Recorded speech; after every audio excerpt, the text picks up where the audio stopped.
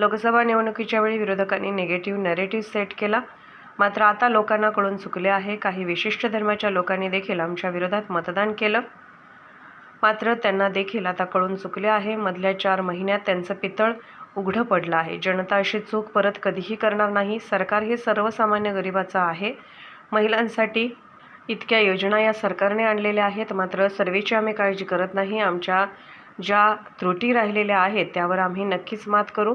मात्र या घटनेमुळे छत्रपती शिवाजी महाराजांचा मानसन्मान कुठेही कमी झालेला नसून विरोधक मात्र त्याचे राजकारण करीत आहेत. प्रत्येक गोष्टीचं राजकारण करण्याची सवय विरोधकांना लागलेली आहे.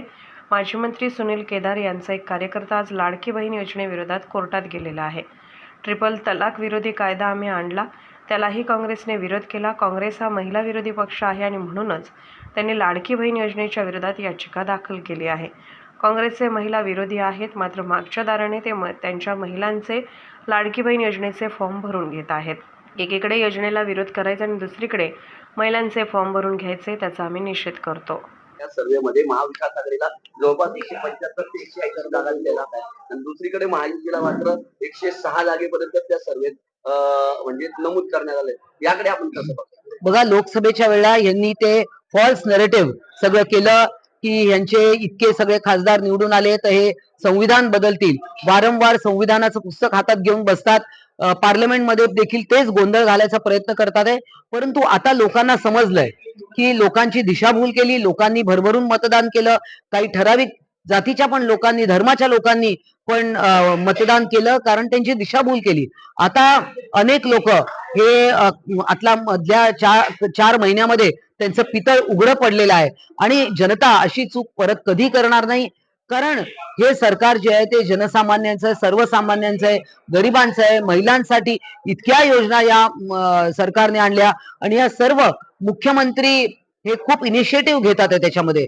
त्यामुळे कुठला सर्वे तुम्ही म्हणतायत, कारण सर्वे हे दर 15 दिवसांनी सर्वे होत असतात. तुम्ही मागच्या लोकसभेचा सर्वे वेगळा होता, आता तुम्ही घेताय तो सर्वे वेगळा आहे. अजून तुम्ही 15 दिवसांनी घेतलात तर अजून वेगळाच काहीतरी निकाल येईल. परंतु हे सर्वे निवडणुकीच्या मतदानाच्या 10 दिवस अगोदर देखील चालत राहतील. परंतु या सर्वेची आम्ही नक्कीच काळजी करत नाही. या सगळ्या गोष्टींवर ज्या काही त्रुटी त्यावेळेला राहिल्या आहेत त्या सर्वांवर आम्ही मात करू. नाही, मला असं वाटतं की यामध्ये जे काय सरकारकडून स्पष्टीकरण देण्यात आलेलं आहे ते दिलेलं आहे. आमचे मुख्य प्रवक्ते असतील, तिथे पालकमंत्री आहेत, त्यांनी देखील सांगलंय.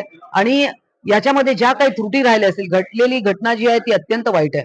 परंतु याच्यामध्ये आता आपल्याला याच्यातनं पुढचं पाऊल जे आहे, छत्रपतींचा मान सन्मान जो आहे तो त्याच्याने काही कमी झालेला नाहीये. परंतु असं विरोधक आता त्याच्यातनं टीका करतायत.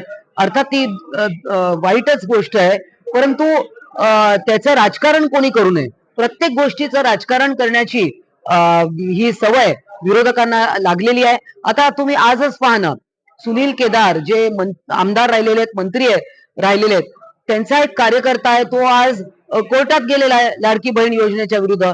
आपल्याला माहिती आहे की मागे शहाबानूला पोटगी मिळू नये, राजीव गांधी पंतप्रधान असताना तेव्हा असा निर्णय त्यावेळच्या काँग्रेस सरकारने घेतला आणि ट्रिपल तलाक चं आम्ही समर्थन नव्हतो करत. आम्ही त्याच्यातला या महिलांना कुठला नुकसान होऊ नये म्हणून आम्ही ट्रिपल तलाकच्या विरोधात कायदा आणला, परंतु त्याचाही त्यांनी विरोध केला. काँग्रेस हा महिला विरोधी पक्ष आहे आणि म्हणून लाडकी बहीण योजनेच्या विरोधात हे परत याचिका दाखल केली. एक याचिका अशीच कोणीतरी दाखल केली, ती कोर्टाने फेटाळून लावली आणि चांगले त्यांना सुनावलं देखील की ही सरकारी योजना आहे आणि सरकार योजना आणू शकते, सरकारला योजना आणण्याचा अधिकार आहे. परंतु काँग्रेसवाले हे महिला विरोधी आहे आणि मागच्या दाराने मात्र काँग्रेसवाले देखील आपापल्या कार्यकर्त्यांचे फॉर्म भरतायत. म्हणजे इकडे योजनेचा विरोध करायचा आणि तिकडे योजना म्हणजे त्यांच्या महिलांना लाभ मिळावा म्हणून समर्थन पण छुप्या मार्गाने करायचं. तर ही अशी दुटप्पी भूमिका आहे, त्याचा आम्ही निषेध करतो.